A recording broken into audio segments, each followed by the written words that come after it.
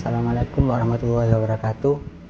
Perkenalkan, nama saya Ahmad Faiz Abdullah dari kelas 12 TKJ 2 SMKN Wonorejo di Kabupaten Pasuruan.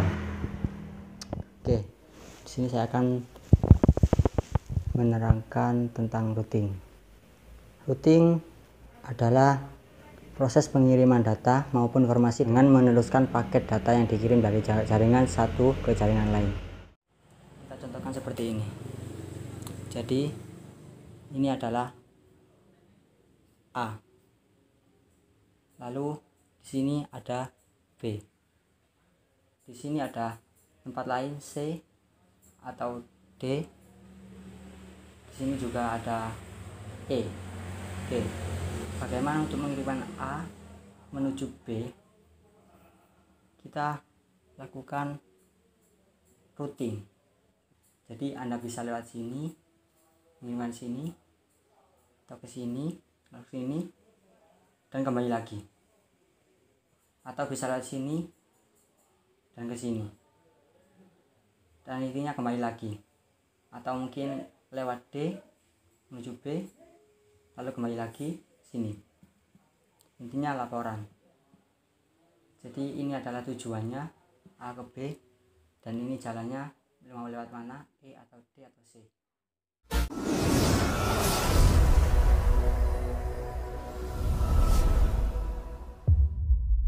Ini adalah topologi atau infrastruktur jaringan dua router yang menghubungkan klien dengan server yang berbeda jaringannya, karena server menggunakan IP kelas B dan klien menggunakan IP kelas C. Router yang kita gunakan adalah yang 4 port. Jadi kita memakai Mikrotik RB941 hub LED 2. Kalau di iskunya kita ganti NM4E.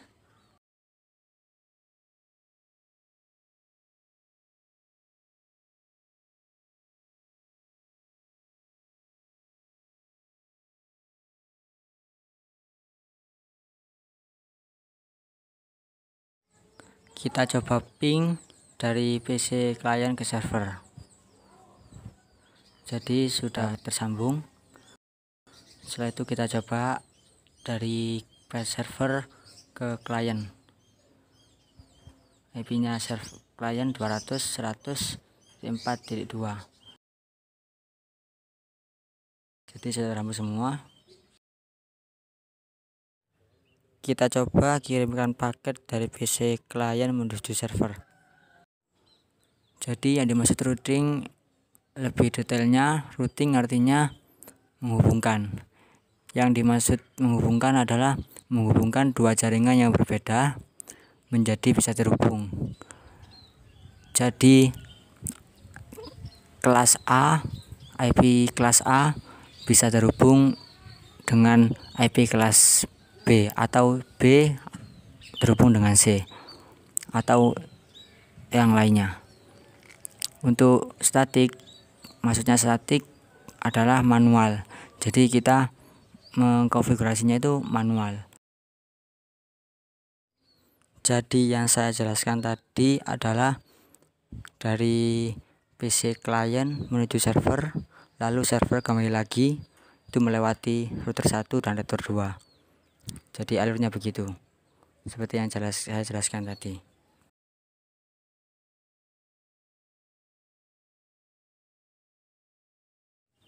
Setelah itu kita cek web servernya di PC klien.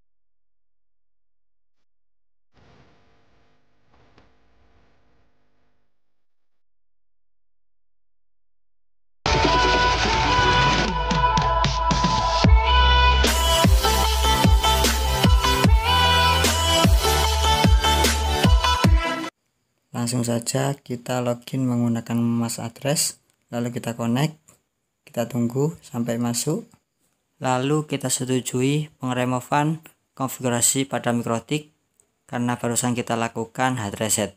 Setelah itu kita lakukan soft reset dengan cara mengetikkan perintah system reset atau system reset configuration pada terminal. Yes, kita tunggu sampai reconnect kembali. Kita klik reconnect, lalu kita login lagi menggunakan MAC address.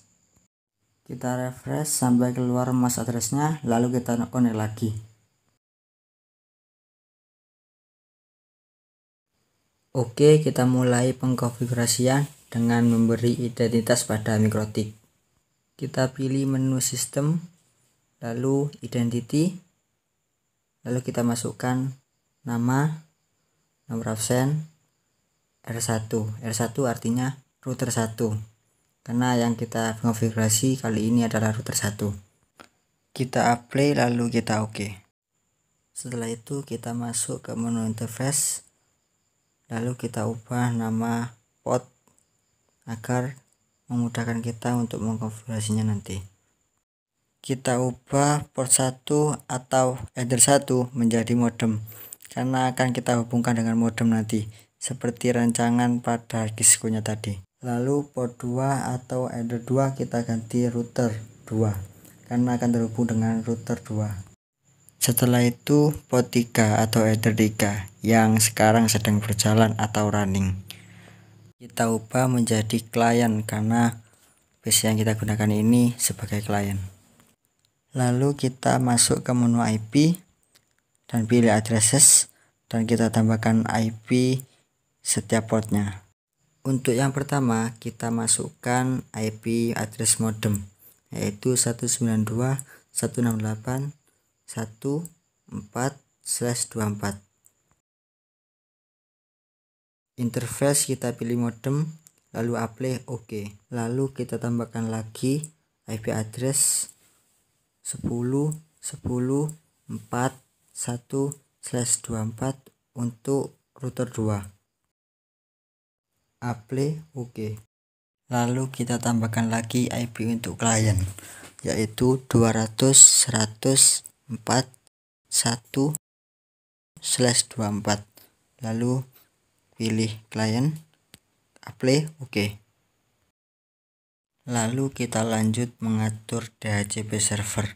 Kita buka menu IP, lalu kita pilih DHCP server, DHCP setup, lalu kemudian interface-nya kita pilih klien. Next, lalu DNS server kita tambahkan IP servernya, lalu next, oke, sukses. Setelah itu kita pilih menu IP routes dan kita tambahkan IP routesnya.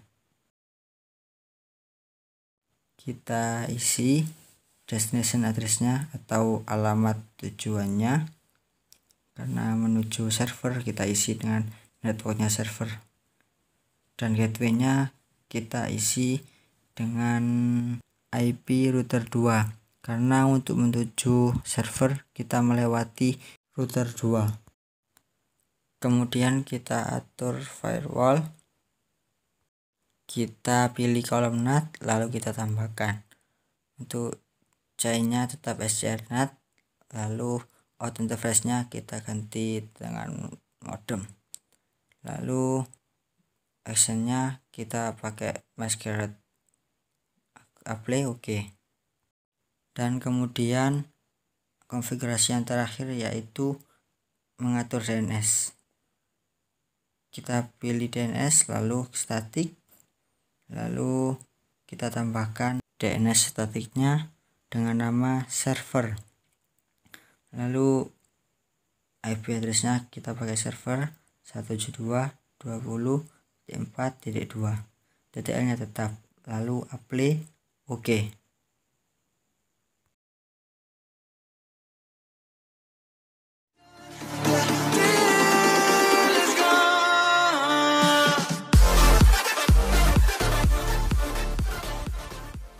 sama seperti pada router 1, kita lakukan hard reset lalu kita login menggunakan MAC address. Kita remove konfigurasi lalu kita lakukan soft reset juga pada router 2 ini.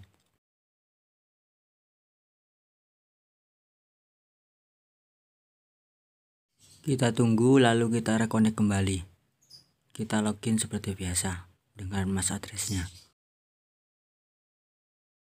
Pilih remove configuration. Seperti pada router 1, kita lakukan pengidentitasan pada MikroTik. Kita beri nama Faiz, lalu absen, lalu R2 yang artinya router 2. Setelah itu kita beri identitas pada port, yaitu Ether 1 atau port 1 menjadi router 1 karena akan terhubung dengan router 1 nantinya. Lalu yang sedang berjalan sekarang adalah server, jadi kita beri nama server. Apply OK. Setelah itu kita tambahkan IP address pada startportnya. Menu IP addresses, klik plus, lalu kita tambahkan IP untuk router 1 yaitu 10.10.4.2/24. Kita apply OK. Setelah itu kita tambahkan IP untuk ke server.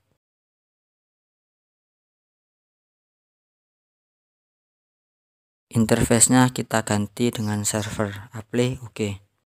Kemudian langkah yang terakhir adalah membuat IP routes-nya. Kita tambahkan, lalu destination address atau tujuannya kita masukkan IP client karena tujuannya adalah dari IP server ke client. Gateway-nya kita melewati router 1, jadi kita pakai IP-nya router 1. Lalu setelah itu kita apply OK.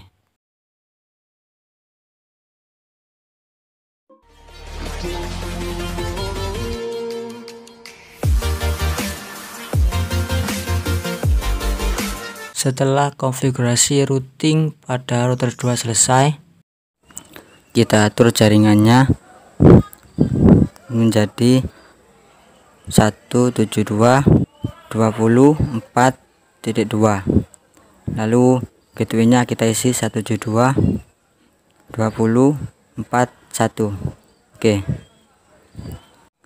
Setelah itu kita cek IP-nya di CMD apakah sudah berubah atau belum. Ya, kan sudah berubah 172.24.2. Setelah itu kita atur juga jaringan pada PC klien menjadi offline juga. Setelah itu kita restart jaringannya. Kita tunggu dan kemudian setelah itu kita cek IP-nya berapa yang kita dapat dari router 1. IP yang kita dapat adalah 200.100.4.2. Setelah itu kita langsung tes ping dari PC klien ke server, apakah berhasil atau tidak.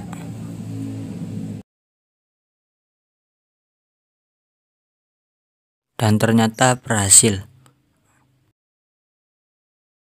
Dan kemudian kita lakukan tes ping sebaliknya, yaitu server ke klien.